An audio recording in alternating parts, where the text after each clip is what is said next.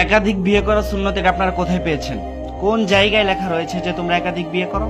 আর একাধিক বিয়েকে নবীর সুন্নত বলে চালিয়ে দিচ্ছেন, এটা কি ফাজলামি পেয়েছেন? কিছু মানুষ সুন্নতের নামে একাধিক বিয়ে করে স্ত্রীদের হক নষ্ট করে, সংসারকে ধ্বংস করে এবং আবেগ দিয়ে শরীয়ত চালাতে চায়। আবেগ দিয়ে শরীয়ত চালাতে চায়।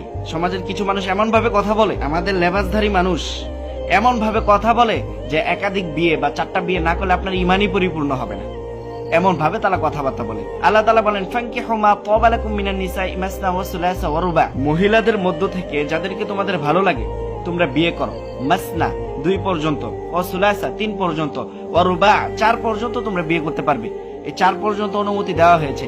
তো আয়াতের এতটুকু অংশ পরেই কিছু মানুষ, যেই বেটার একটা বিয়ে করারও যোগ্যতা নাই, বউ পালার মুরাদ নাই, সেই বেটাও লাফিয়ে উঠে এতটুকু শুনেই যে 4 বিয়ে পর্যন্ত ইসলাম জায়েজ করেছে, যে এতটুকু অংশ মানে আয়াতের এই অংশটা শুনেই সে লাভ দিয়ে ওঠে যে সে 2টা বিয়ে করবে, 3টা বিয়ে করবে, 4টা বিয়ে করবে।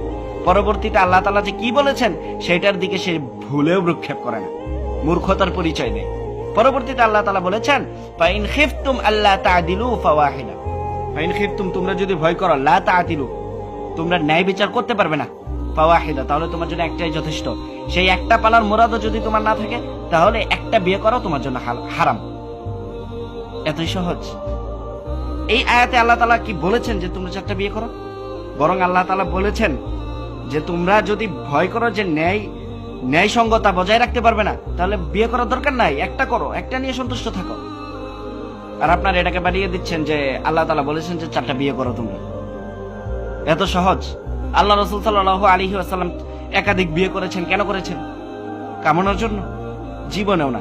তিনি বিয়ে করেছেন বিধবা নারীদেরকে আশ্রয় দেওয়ার জন্য, বিভিন্ন গোত্রের সাথে সম্পর্ক স্থাপন করার জন্য এবং উম্মতের নারীদের মধ্যে মাসালা পৌঁছে দেওয়ার জন্য তিনি বিয়ে করেছেন, দ্বীনের মাসালা পৌঁছে দেওয়ার জন্য।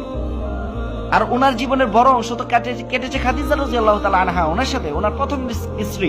25 বছর তিনি সংসার করেছেন। ওনার জীবদ্দশায় তো তিনি একাধিক বিয়ে করেন নাই। ওনার মৃত্যুর পর নবী সাল্লাল্লাহু আলাইহি ওয়াসাল্লাম তার শেষ বয়সে একাধিক বিয়ে করেছেন। এখানে কি আল্লাহ রাসূল বলেছেন যে তোমরা একাধিক বিয়ে করো? যারা বলে যে দ্বিতীয় বিয়ে করা মানে ইসলামের বড় সুন্নত পালন করা, তাদেরকে আপনি জিজ্ঞেস করুন নবী সাল্লাল্লাহু আলাইহি ওয়াসাল্লামের কোন হাদিসে বলা হয়েছে যে একাধিক বিয়ে করো? সাহাবাদের কোন আমল দ্বারা প্রকাশ পেয়েছে যে তোমরা একাধিক বিয়ে করো, না হলে তোমাদের আমল পরিপূর্ণ হবে না, তোমাদের ঈমান পরিপূর্ণ হবে না? দেখাতে পারবেন? একটা সিঙ্গেল দলিল দেখাতে পারবেন? সিঙ্গেল দলিলও দেখাতে পারবেন না। চ্যালেঞ্জ করলাম, একটা সিঙ্গেল দলিলও দেখাতে পারবেন না যে আমাদের সাহাবারা নবী সাল্লাল্লাহু আলাইহি ওয়াসাল্লাম বলেছেন যে তোমরা একাধিক বিয়ে করো সুন্নত। একটা সিঙ্গেল দলিলও আপনারা দেখাতে পারবেন না। ইসলাম এটা আবেগ দিয়ে চলে না। ইসলাম হলো দলিলের ধর্ম। শরীয়ত আপনার আবেগ দিয়ে চলে না, আপনার ভণ্ডামি দিয়ে শরীয়ত চলে না। ভণ্ডামি বাদ দেন।